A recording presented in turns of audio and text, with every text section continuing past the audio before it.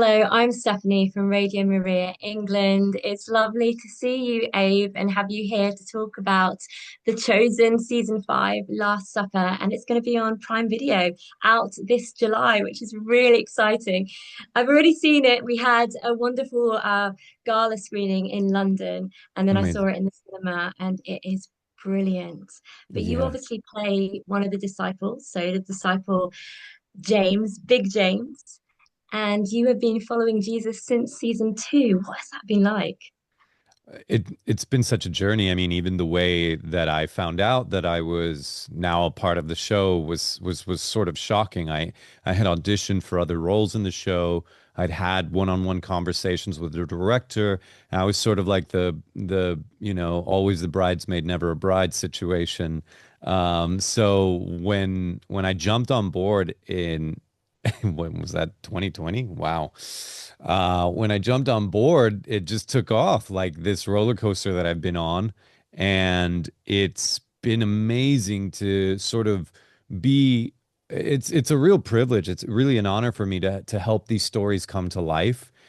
They've also, I mean, there's moments where I'm in the scene and I check out because I'm hearing the sermon for the first time, or I'm hearing something that I had read before. And so to sort of flesh it out like that while you're working is, like I said, it's a privilege. It is an amazing privilege and a wonderful character, Big James, one of the disciples of Jesus.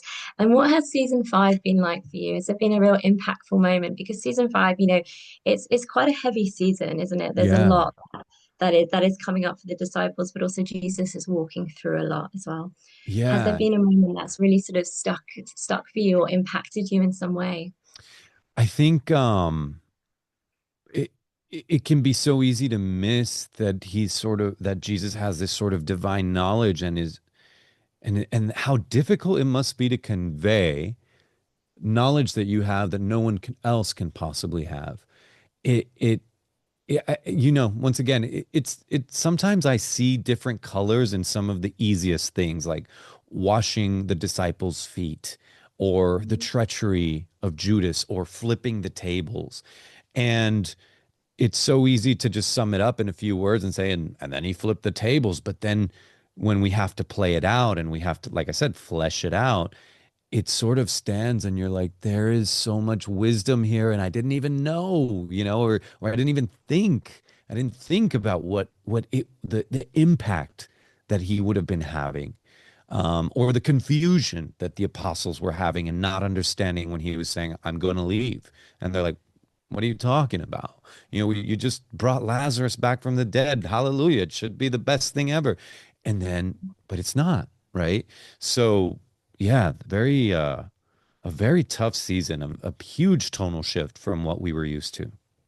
But those struggles are kind of like everyday struggles for us, aren't they? As normal people as well, we kind of relate to those, sometimes not really knowing what's happening, dealing with grief. And a moment for me, really, actually, I was in tears, was the Garden of Gethsemane. And obviously, you were Mm, there because those you're yeah. one of the three disciples that were brought in. What was your preparation like for that as an actor? Oh man. I mean, whew. Well, I just went in there, and I spent a lot of time in the garden by myself till it was time to shoot. Um, and it was, first of all, the our set decorators and our art director, Mr. Cunningham, just did an incredible job at making that place really come to life. And yeah, sort of getting ready for the end in many ways. Personally, I'm also experiencing the end of something as well. I'm watching my friends have to leave the show because characters are gone, or, I don't want to get too much into it, but yeah, there's a personal component as well here. I'm not just I'm approaching the end of what has been the last 5 years of one of the greatest privileges of my life. So there's also that. There's also Abe doesn't want to leave the set because in many ways I don't want this to be over. No, I don't think any of us want it to be over, but we all kind of know because some of us have read the book, so we know what's going to happen. But I think that's beautiful because it's kind of mirroring, your art is mirroring life, isn't it? Yeah. Because the fellowship that you all are having together as disciples, but as friends. And Yeah. I think you are at the moment filming season 6. So we know that the crucifixion is in that. And obviously, there's going to be, that's you're going to be losing a friend, but saying goodbye to many people. So, what has your involvement been in season 6 so far, or you can't say at the moment? Yeah, I mean, I can definitely talk about some of it. I'll have to be more careful, and then if not, I'll just stop talking abruptly because I realize that I shouldn't be saying that. But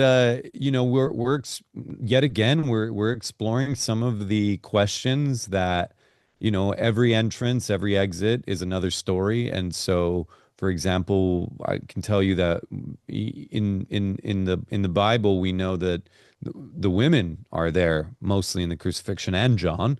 And so you're going to see them really kind of take the lead in terms of driving the narrative forward. But then you're also going to get some answers to maybe some questions that people haven't asked, like what happened to all the disciples? Why weren't they there? I mean, it says, but what happened? Where exactly were they? And so I want the audience to sort of enjoy yet again how we've taken this seemingly like, and then the apostles went into hiding, and we've turned it into like an unraveling of another narrative. So yeah, it's going to be some exciting stuff for James as well this season. I look forward to seeing that because it'll be good to see, how the disciples deal with that. They go into Hmm. hiding, what happens. I mean, we know the women stay. And I think that's one of the beautiful setups in season 5 is Jesus has that time with the women. So you have your Last Supper, but they also have a Last Supper moment as Right, well, which I think is right. beautiful. I mean, I think Dallas is a beautiful and wonderful director, and Ryan and Tyler, they're writing all together. What has it been like to work with Dallas in the filming of season 5 and well, the whole seasons really? Yeah, I mean, Dallas is more than just a director. He's the showrunner, he's a writer, and yeah, obviously, he wears many hats, but for me, and I've said this before, he's a mentor, he's a director, he's a leader, and I'm just so impressed, and I've taken a lot from his book and sort of applied it to my own life. And yeah, I mean, it's easier said than done sometimes. I think it's easy to look at what he's doing and say, well, yes, he's this, and this, but the monumental undertaking of being the sort of torch carrying leader that he is for the show.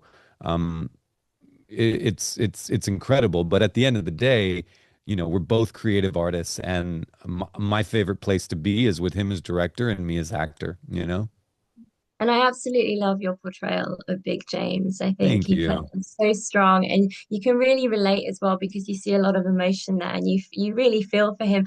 And I love the dynamic between the two brothers, the Sons of Thunder, and George. Like I did interview him when he was here in London, and it's so lovely to be here with you. What has it been like working with George? Obviously, that's a beautiful friendship as well. Oh, I mean, some people know this, some people don't, but before we found out we were going to play brothers, we found out that we probably lived 3 blocks from each other.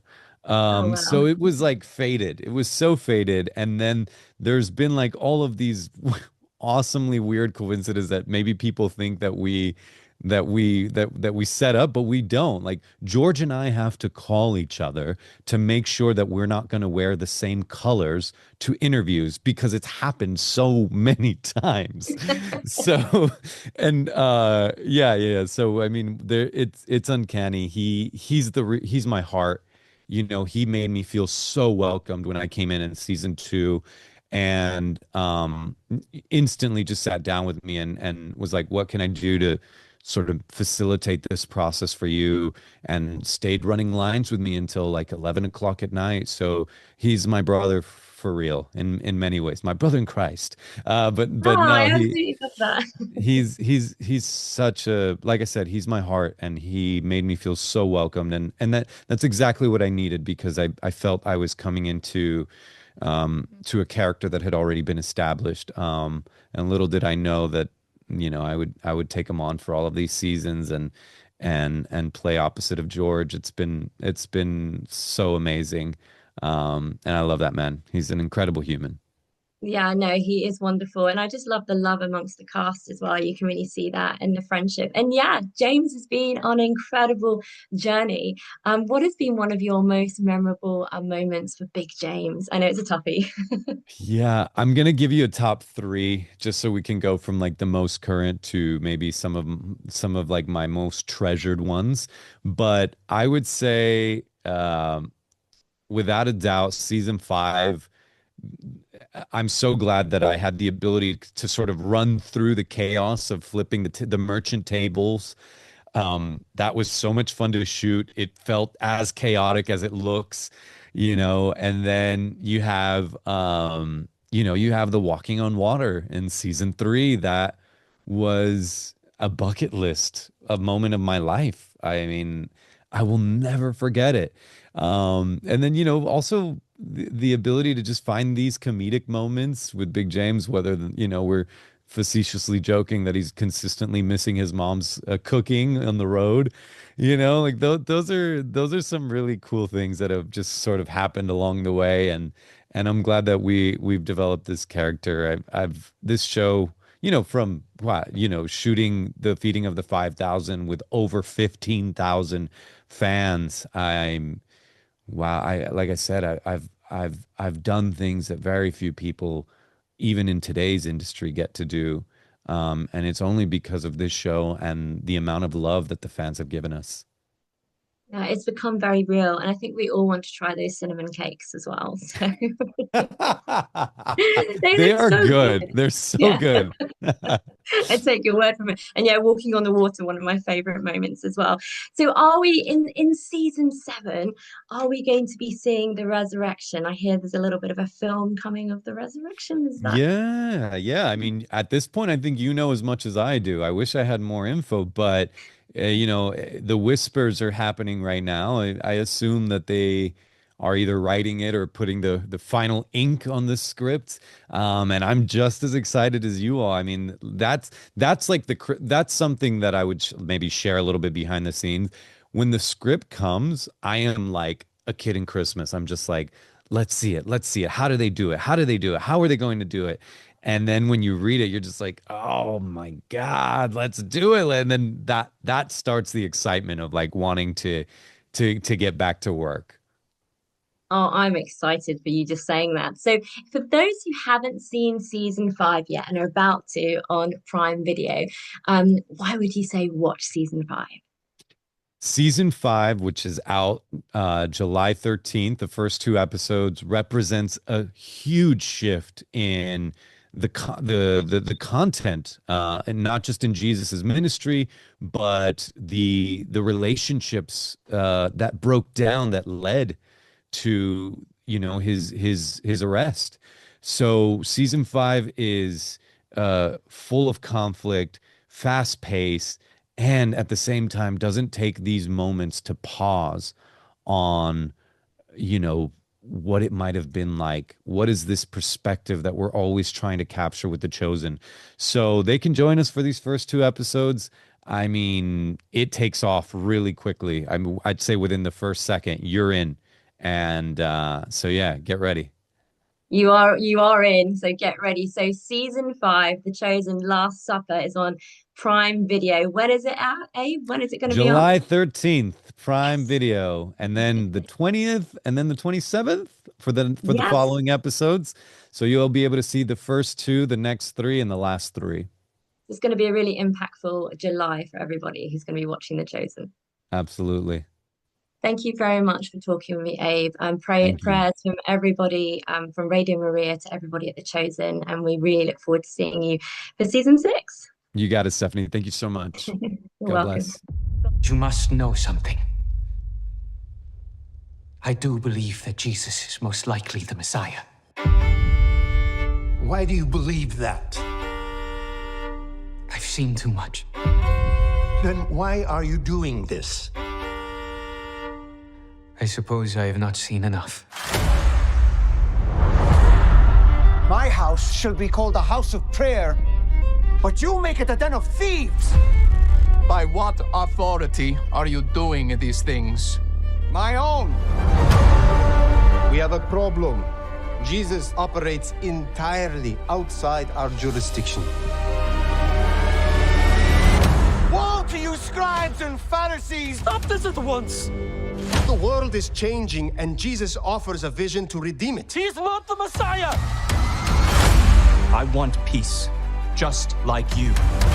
If you go through with this, our alliance is over.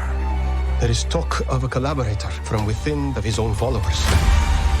I ask that you keep your distance from me in Jerusalem these next few days.